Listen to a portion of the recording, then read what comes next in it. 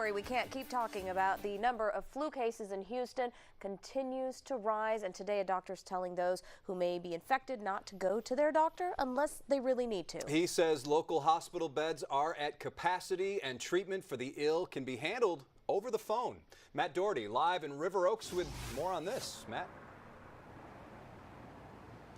Yeah, doctors at some clinics here in Houston are giving away these. They're surgical masks to some of the patients walking in presenting flu symptoms. It's just one of the many ways that they're trying to contain the spread of this virus that's really taking a hold across the Houston area. There's a lot going on, yeah. Definitely more infections than usual, yeah. Go inside. 1 out of every 10 visits to the physician are related to the flu. Health clinics, doctors' offices all say they're dealing with the flu big time. Young and old, they're the ones most likely to catch the virus. One Houston doctor we spoke with today says Houston's hospital beds are at capacity, and if you don't have a compromised immune system, you don't need to go to the doctor. Someone who's otherwise healthy can be treated over the phone. The doctor recommends patients who think they have the flu bypass the trip to the clinic. He says call your doctor, have them call in a prescription for Tamiflu, then pick it up from your local pharmacy. And if you're at high risk of catching the flu, the doctor says Tamiflu can prevent the virus before you're infected.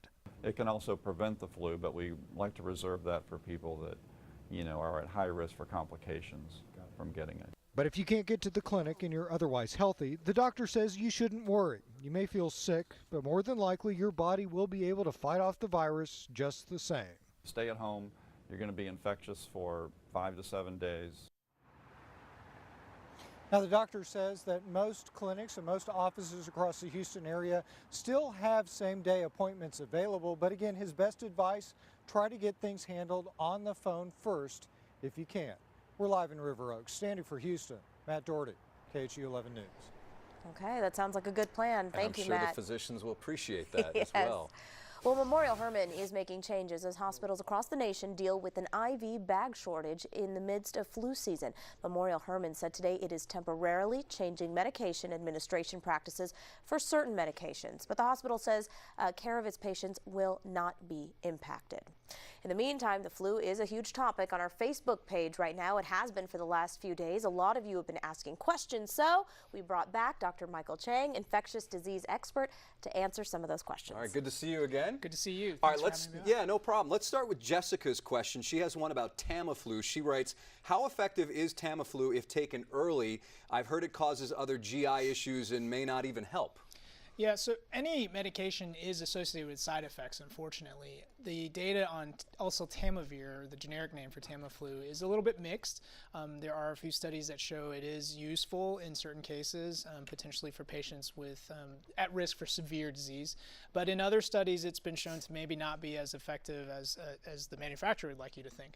So it's a little bit mixed. And I would say that if you're generally doing okay and you feel like you're able to get by without taking Tamiflu, then it may be worthwhile to avoid it, to avoid the side effects. But again, if you have high-risk conditions, or if there's someone in your household with high-risk conditions and you have the flu, again, the Tamiflu or the oseltamivir may be helpful.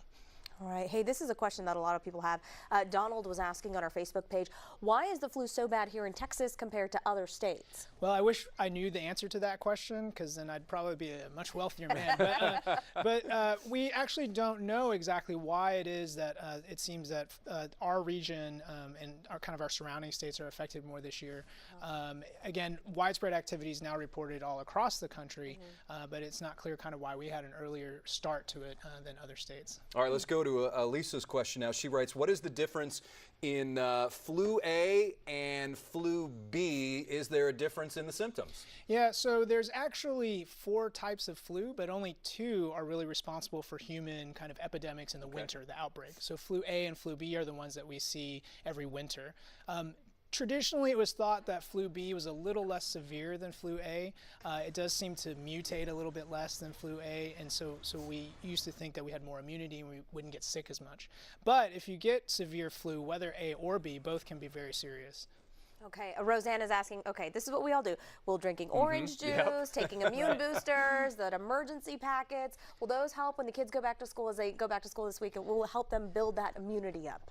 Yeah, so the vitamin C question He has a smile on his face for this one. Well, comes up all the time. Yeah. And if you go back in medical literature, it seems like some things say it does work, and Yeah. then there's some literature that says it doesn't. I think it's a little bit mixed. Okay. I think if you like orange juice, feel free to drink as much as you like. As far as emergency, again, the data is pretty mixed, and I wouldn't say that it's convincingly effective. is it more of a placebo effect? There's probably a big component of that, yeah. Okay. And so I think for your kids, the best thing to do to get them ready for school is make sure they get enough sleep. They're not staying Makes up playing sense. video games, and then like we talked about yesterday, a little bit of Yeah. hand hygiene and. And I think this is our last one from Okay. Christina. She says, I teach kindergarten. What steps yes. can I take to minimize spreading? Yeah, how does she stay healthy? Put them all in little bubbles, right? Yeah, put the Yeah. kids in bubbles, or maybe find a substitute for a few days. But really, the key for her is, again, good hand hygiene. Unfortunately, as we talked about a little bit yesterday, people can shed the flu before they even have symptoms. Oh, wow. So, she'll want to essentially, with every interaction, use some hand sanitizer and make sure she's avoiding touching her face. If there's a kid who's actively sick and coughing, she might want to, call the parents and see if they can come get those kids out of her classroom. Yeah, at the first sign. All right. I promise I have allergies. I'm not sick. All right. Dr. Michael Chang, great seeing you. Thanks for coming in again. Thank you. Yeah, and we want to mention to our viewers that if you have questions, you're going to be doing a Facebook Live Yeah, in a few that's minutes right after he gets off the set. So get on our KHOU 11 Facebook page and ask your questions there. Thank you so much again. Thanks. We appreciate it. Up next.